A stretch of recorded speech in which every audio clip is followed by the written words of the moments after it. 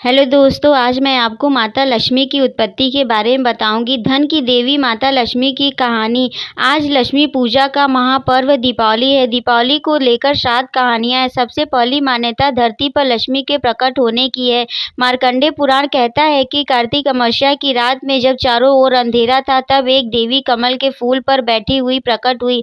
उनके आते ही चारों ओर उजाला हो गया। वो माता लक्ष्मी थी। श्रीमद् भागवत पुराण कहता है, समुद्र मंथन से 8वें रत्न के रूप में माता लक्ष्मी समुद्र से प्रकट हुई। वो भी कार्तिक पूर्णिमा का दिन था। समुद्र से प्रकट होकर उसी दिन लक्ष्मी ने भगवान विष्णु को पति के रूप में चुन लिया।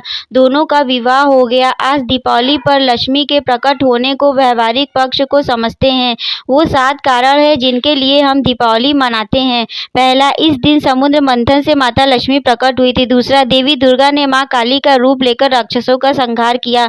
तीसरा, वामन ने बलि से 3 पग भूमि मांगी और 3 कदम से तीनों लोक नाप लिए। चौथा, भगवान राम वनवास से लौटकर अयोध्या आए। पांचवा, भगवान कृष्ण ने नरकासुर को मारकर 16,100 महिलाओं को उसकी कैद से छुड़ाया। छठवां, महाभारत की युधिष्ठिर का राजसूय और इंद्रप्रस्थ की स्थापना हुई। सातवां, महावीर को निर्वाण की प्राप्ति हुई। अब बताते हैं माता लक्ष्मी के प्रकट होने और उसमें छिपे अर्थ को। समुद्र का मंथन, पहाड़ की मथनी और सर्प की रस्सी। पौराणिक कथा के अनुसार देवता और राक्षसों ने अमृत पाने के लिए समुद्र मंथन किया। मंदराचल पर्वत को मथनी बनाया गया। वासुकीनाथ को रस्सी बनाया गया। भगवान विष्णु ने कछुए के रूप में कश्यप अवतार लिया और मंदराचल को अपनी पीठ पर रखा। वासुकी के फन की ओर राक्षस थे और पूंछ की ओर देवता थे। ऐसे समुद्र का मंथन शुरू हुआ। इसका अर्थ है, हमारा मन एक समुद्र है और इसका मंथन करना हो तो क्या करना होगा? सबसे पहले अपने ईगो यानी अहंकार को मथनी बनाना होगा। अहंकार का एक ही नाम मद है और मंदराचल मतलब अहंकार का पहाड़। सर्प की मथनी, वास्तव में ये हमारी कुंडलिनी है। कुंडलिनी जुड़ी है हमारे मेडिटेशन से। मन का मंथन मेडिटेशन से ही होता है। मेडिटेशन के लिए जरूरी है अपने ईगो को बांधना। जब तक ईगो रहेगा, मन को मथना संभव नहीं है। देवता और राक्षसों ने जब समुद्र को मथा तो सबसे पहले कालकूट विष निकला। इसे हलाहल भी कहते हैं। कालकूट निकला तो लोग मरने लगे। भगवान विष्णु ने देवताओं से कहा, जाकर शिव से प्रार्थना करो, वो ही इस विष को पी सकते हैं। देवताओं ने प्रार्थना की तो शिव आए, अपने गले में अटका लिया। गला नीला पड़ गया और शिव का एक नाम नीलकंठ हो गया। कालकूट विष के बाद मंथन से ऐरावत हाथी, कामधेनु गाय, उच्चैःश्रवा घोड़ा, कल्प वृक्ष और रंभा नाम की एक अप्सरा निकली।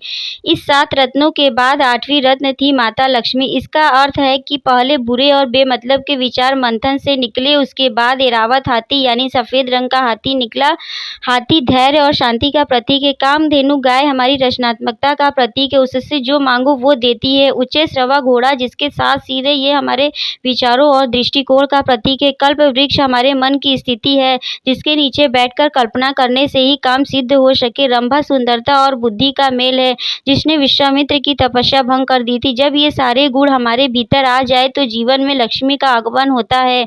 मंथन में 8वां रत्न थी माता लक्ष्मी। लक्ष्मी कमल के फूल पर विराजित सफेद कपड़ों में सोने के गहनों से सजी प्रकट हुई। माता लक्ष्मी का ये स्वरूप हमें सिखाता है कि हमारे जीवन में लक्ष्मी कैसी आए। लक्ष्मी कमल के फूल पर विराजित होती है। कमल ऐसा फूल है जिस पर ना पानी की बूंदें भी ठहरती हैं। ये कीचड़ में रहकर भी अपनी सुंदरता नहीं खोता। हमारा कमाया धन ऐसा ही होना चाहिए, ना उस पर दुनिया की बुरी चीजों का प्रभाव हो, ना वो किसी गलत तरीके से कमाई गई हो।